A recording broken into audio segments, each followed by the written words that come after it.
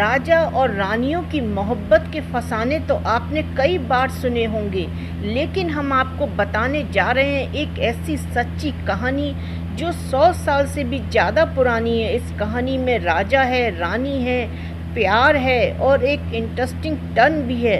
इस कहानी में हम आपको बताएंगे कैसे एक राजकुमारी जो किसी महाराजा की पत्नी बनने जा रही थी, महारानी बनने जा रही थी, उसने समाज और ऊंच नीच के फ़र्क को भुलाकर अपने प्यार को चुना।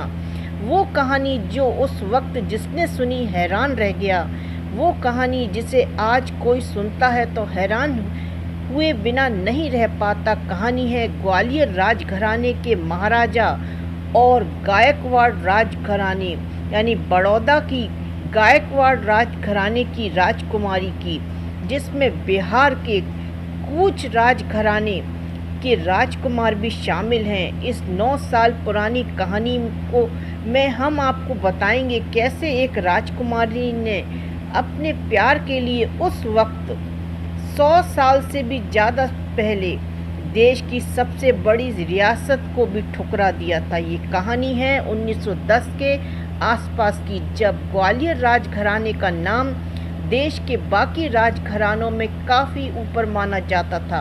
उस समय सिंधिया राजशाही अपने शीर्ष पर थी और ग्वालियर के किले से लगभग पूरे उत्तर भारत पर शासन कर रही थी। ये वही दौर था जब अंग्रेज भी ग्वालियर रियासत की इज्जत किया करते थे। इस दौर में ग्वालियर राजघराने के महाराजा माधवराव सिंधिया की शान को इस तरह समझा जा सकता है। हम बात कर रहे हैं उन माधवराव सिंधिया की जो इस समय के ज्योतिरादित्य सिंधिया, जो ग्वालियर के राजघराने के मुखिया हैं, उनके परदादा की। उन्हें अंग्रेजी सियासत भी 21 तोपों की सलामी दिया करती थी उस समय। गुलाम भारत में जिस रियासत का अंग्रेज भी सम्मान करते हों, उसकी शान को आसानी से समझा जा सकता है। माधवराव सिंधिया ग्वालियर के वर्तमान में ज्योतिरादित्य सिंधिया के परदादा थे। माधवराव सिंधिया उस समय भारत की बड़ी रियासतों में से एक के महाराजा थे। उनकी योग्यता, प्रशासक की भूमिका की हर तरफ तारीफ हुआ करती थी। इन्हीं सब गुणों को देखते हुए बड़ौदा राजघराने रियासत की ओर से सिंधिया राजघराने की लिए शादी का प्रस्ताव आया। ये प्रस्ताव था बड़ौदा की तत्कालीन महाराजा सयाजी राव गायकवाड़ की इकलौती बेटी राजकुमारी इंदिरा राजे गायकवाड़ से विवाह का।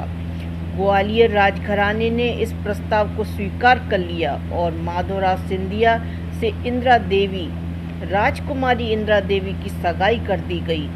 ग्वालियर राजघराने की बहू बनने जा रही राजकुमारी इंदिरा राजे उस वक्त राजघरानों में चर्चा का विषय हुआ करती थी। पहली बात, एक समृद्ध राजघराने की बेटी उस बला की खूबसूरत। कहते हैं कि उस समय राजकुमारी इंदिरा राजे गायकवाड़ इतनी खूबसूरत थी कि पूरे भारत में उनके बराबर कोई सुंदर नहीं माना जाता था। उनकी खूबसूरती के चर्चे भारत के राजघरानों के अलावा ब्रिटिश दरबार में भी हुआ करते थे।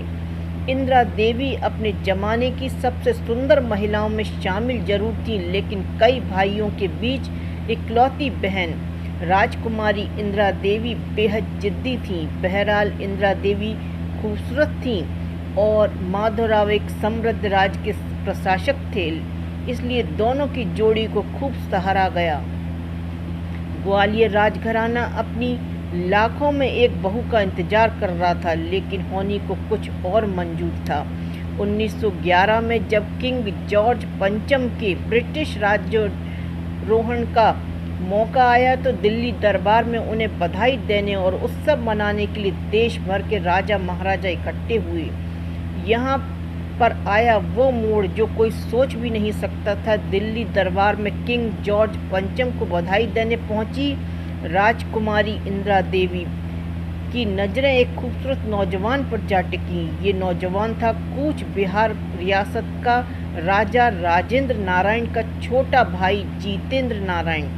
उस दौर के प्ले बॉय माने जाने वाले जितेंद्र नारायण भी कम खूबसूरत नहीं थे। उस दौर की एक तस्वीर बताने के लिए काफ़ी है कि आखिर क्यों इंदिरा देवी के मन में ग्वालियर जैसी रियासत की बहू का सपना भी